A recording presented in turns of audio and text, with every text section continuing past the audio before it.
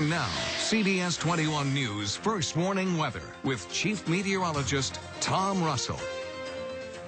And welcome back. Welcome to the weekend. And we told you on the backside of Sandy that things were going to get very, very cold. Now we're reinforcing that cold. Here's what First Warning Live Doppler HD looks like. And it's pretty quiet, but you know we've been stuck in the cloudiness and the chill, and that is still the case. So even as we widen out, we don't see much. A couple of sprinkles. Maybe you ran into a few today, but for the most part, it was a much drier day overall. And that was all thanks to a northwesterly wind flow. That's what we've been tracking this afternoon. So the big story is how cold we are. 43 in Lewistown. We're at 46 in Chambersburg, and it gets colder as you go west. 47 in Lancaster and York, 48 in Harrisburg. But here's the big reason. Winds out of the northwest. Look at this, the west and northwest. 21-mile-per-hour winds in Carlisle, 20 in Harrisburg, 14 in York. We told you the winds were going to start whipping up again, and that's helping to usher in a lot of that colder air as well. So you factor in the air temperature in the upper 40s with those winds, and it feels like the low 40s. Feels like 41 in Harrisburg, Lebanon, Lancaster. Feels like 34 in Lewistown, 39 in Chambersburg. And that's your heads up. If you're heading out tonight,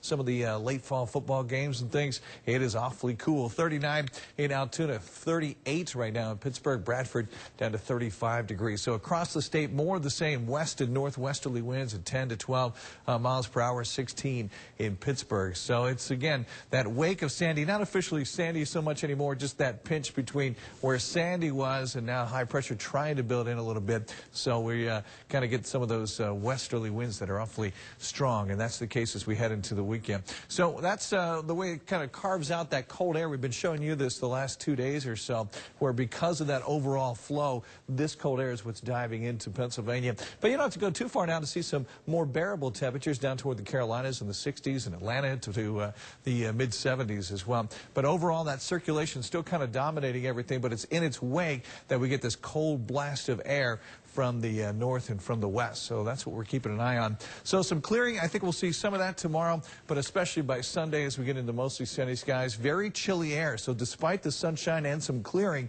we are staying cool. Remember, normal high is 59 degrees. So we're anywhere from 10 to 12 degrees below average. All right, you might want to turn away from the TV for this one. Go ahead, I'll give you a second to turn around. Look at this. Another one perhaps next week. We brought this up yesterday. A coastal storm riding the coast as we get into next week. So we're talking in that Wednesday time frame, having it just off the coast. So here's where we are. It's already cold. We've already felt that. So we'll be in the 40s, if not colder.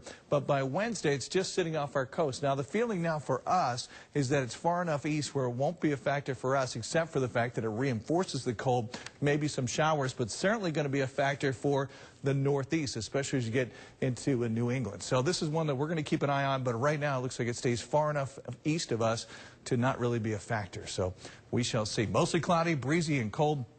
36 for the overnight low, so a chilly start to our weekend, and it doesn't get much better. I was chatting with Steve Knight, our morning meteorologist this morning, and said, okay, we're going to be optimistic here. We're going to go for 50 each day, but we're going to have trouble reaching that. Windy and chilly tomorrow, 32. The good news is we are not going to be as windy on Sunday, so a little nicer day, sunshine and 50 degrees. As we get into Monday, sunshine and 48, and then here we are back to Election Day.